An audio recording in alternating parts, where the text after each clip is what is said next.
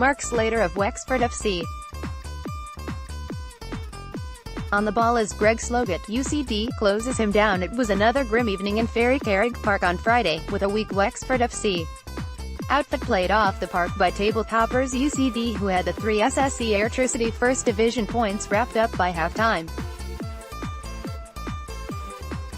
And it finally prompted decisive action by the club committee, as underachieving manager Damian Locke was relieved of his duties, by mutual consent, the next day.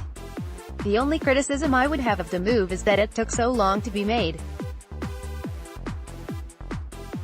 In reality, a change was required at the end of last season, and it defied belief when the backroom structure was kept intact despite home defeats of 8-1 and 8-0 to Drogheda United and U.C.D, respectively earlier in this campaign. With 7 league games left, plus a home cup tie against Bohemians on August 10, it would appear that the committee members have written off this season entirely, given that team preparation will be carried out by some of the existing coaching staff until a replacement boss is selected. There needs to be a complete break from the personnel involved since the start of 2017 if there is to be any hope of progress, because the club is crying out for a fresh start. It was more of the same in this game, and it was no consolation that the students' winning margin was 5 goals short of matching their tally when they last visited the ground in May. It may have taken them until the 39th minute to score, but they quickly added a second and a half with a corner count of 5-0 in their favour. It ended 9-1, and the damning fact that Wexford didn't even have one shot on goal from open play before the break. Only the competent net-minding of Corey Chambers kept out the visitors in the early stages.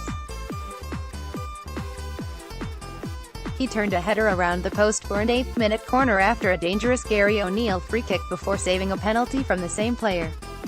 That arrived in the 13th minute after a needless trip on Neil Farrugia in a crowded box, with Chambers doing very well for a big man to get down low to his right and deny the U.C.D. captain. The netminder foiled Kevin Coffey before making an easy save from playmaker Dara O'Connor, and his counterpart, Conor Kearns, was called upon for the only time before the break when John Morgan could only direct a free kick into his welcoming arms in the 23rd minute. Chambers was seen at his very best on the next U.C.D. attack when Coffey headed an O'Connor delivery into the path of Yaya Amadi, whose hooked effort was destined for the net until the number one's intervention. O'Connor, Farrugia and Coffey all missed chances before the long-anticipated breakthrough finally arrived in the 39th minute. Farrugia got to the byline to the left of goal and pulled the ball back for O'Connor, who fired it high to the roof of the net via the underside of the woodwork. And U.C.D doubled their lead just 2 minutes later when a Gary O'Neill free kick on the left was headed home by Farrugia.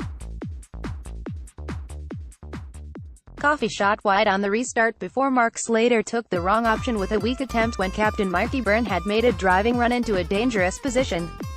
And U.C.D made it 3 in the 53rd minute when a Liam Scales ball into the box found Farrugia, who rolled it back into the path of Gary O'Neill, with the midfielder finding the net with ease.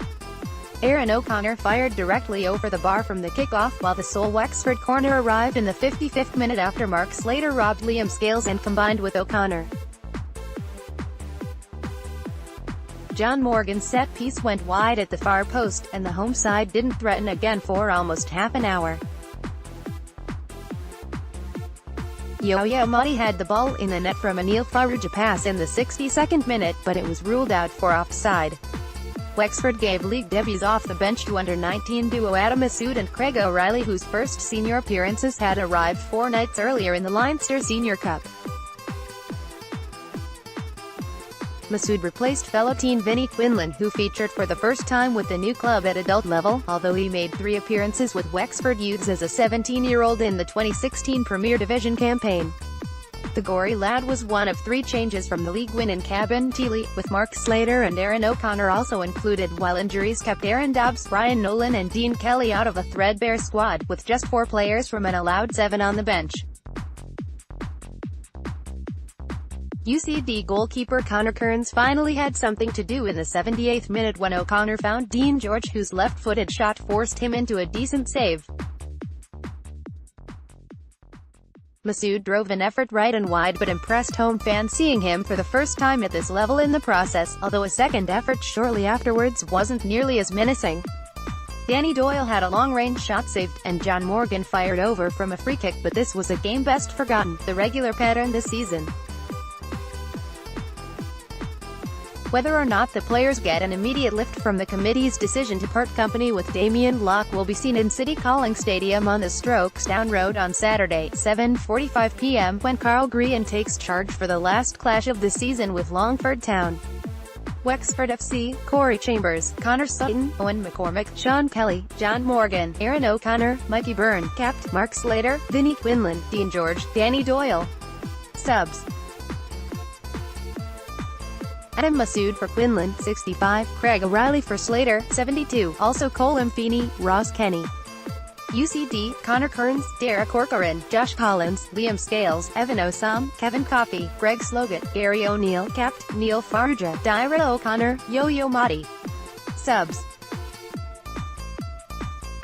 Timmy Malloy for O'Connor, 74, Paul Doyle for Farrugia, 80, Sean McDonald for Mahdi, 86, also Gavin Sheridan, Dan Tobin, Maxim Kuo Gunn, Connor Crowley.